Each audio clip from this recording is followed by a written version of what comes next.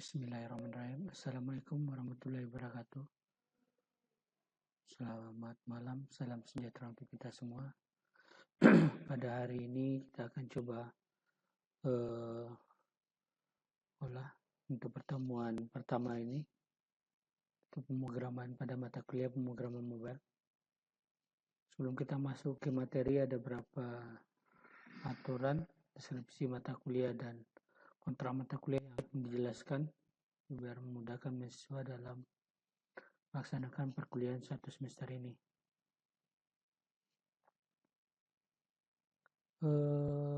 Pertama ada deskripsi dan tujuan dari pemrograman mobile dengan bobot 3 SKS dengan sifat pilihannya. Pada kelas malam ini sudah jadi wajib. Selanjutnya tujuannya adalah mengembangkan aplikasi berbasis mobile yang inovatif dan interaktif. Selanjutnya ada merancang tampilan user interface yang menarik dan user friendly. Jadi ada dua tujuan mata kuliah yang jadi tujuan dari perkuliahan ini. Jadi dia mahasiswa dapat dimengerti dalam proses perkuliahan ini. Sebelum mulai kita juga kenalkan dulu visi misi program studi. Jadi setiap perkuliahan kita akan coba bahas tentang visi misi program studi yang menjadi program studi teknologi informasi yang unggul di bidang aplikasi teknologi mobile computing di Sumatera tahun 2030. Jadi ini agar dapat dipahami dan visi misi ini selaras dengan tujuan dari mata kuliah tersebut ini, itu menjadi satu aplikasi teknologi mobile computing.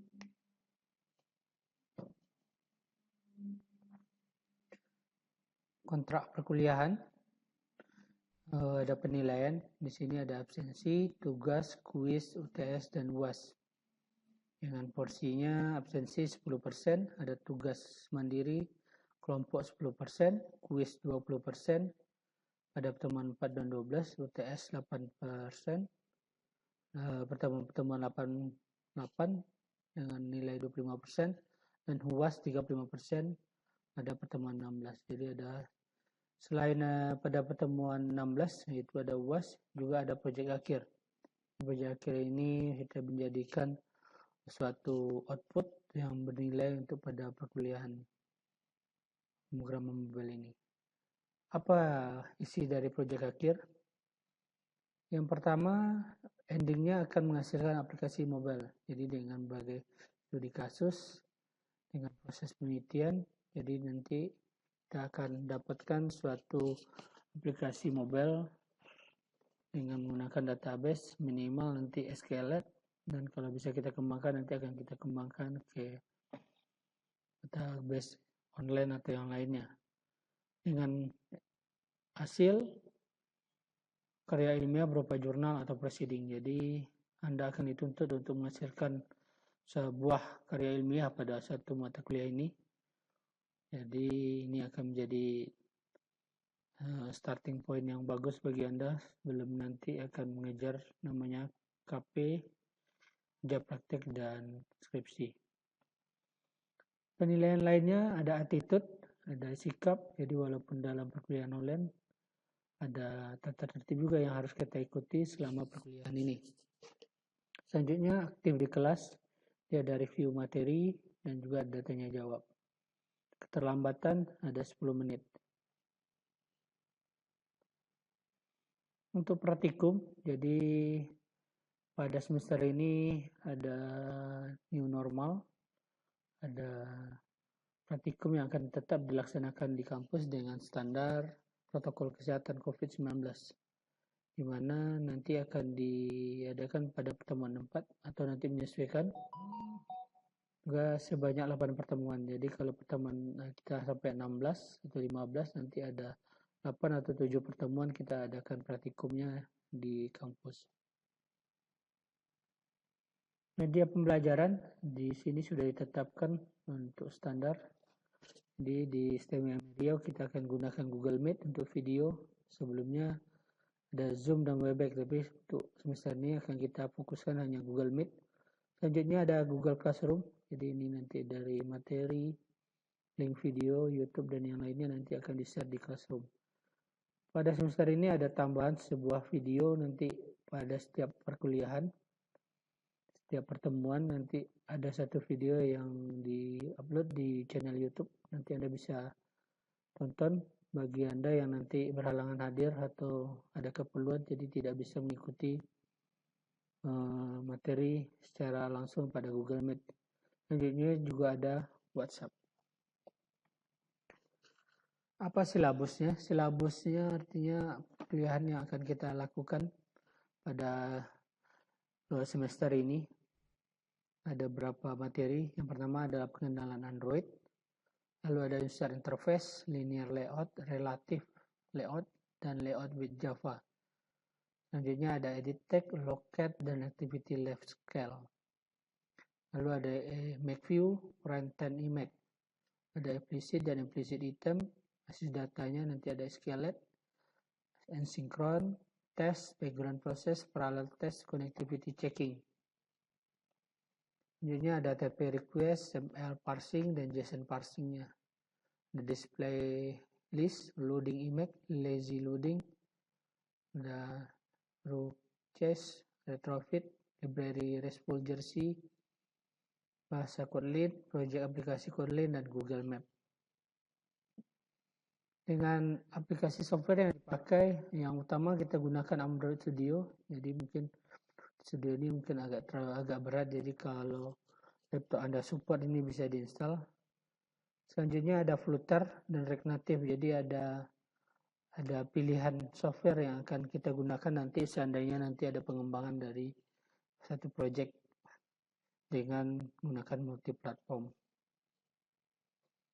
Sebagai kontak ada email dan nomor WhatsApp, jadi Anda bisa kontak ke nomor ini.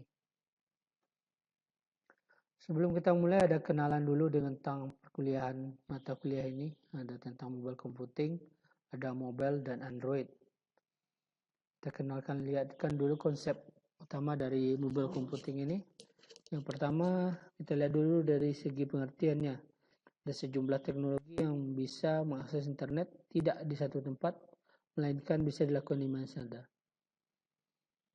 Artinya di sini konsep mobile itu betul-betul diterapkan. Artinya di sini bisa diakses di mana saja dan kapan saja. Artinya tidak harus di satu tempat itu. Bisa dilihat ada berapa gambar yang akan mendukung dalam pemrograman mobile computing ini. Yaitu ada IT-nya, ada manajemennya, ada prosesnya, bisnisnya, dan yang lain-lainnya. Jadi ini yang akan mendukung satu program mobile computing.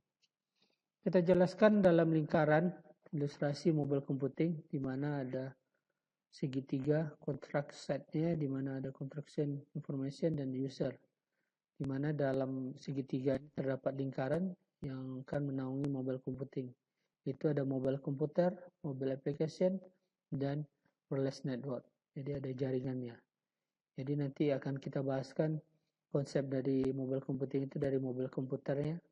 Jadi mungkin yang akan kita kenal mungkin ada laptop, smartphone, dan yang lainnya. Mobile application nanti ada berapa aplikasi-aplikasi dan pembuatan mobile. Itu wireless network nanti kita akan kenalkan juga dengan IP versi 4-nya.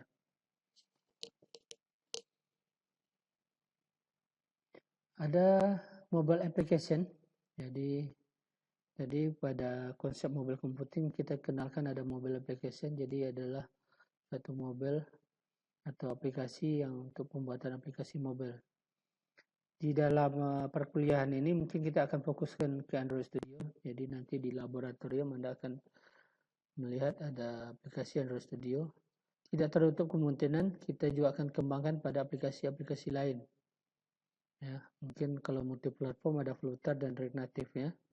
Atau nanti yang tanpa kode ada VP Inventor, Geyser dan yang lainnya. Mungkin dengan platform lain ada Eclipse, Cordova, Ionic, dan Visual Studio Xamarin ya.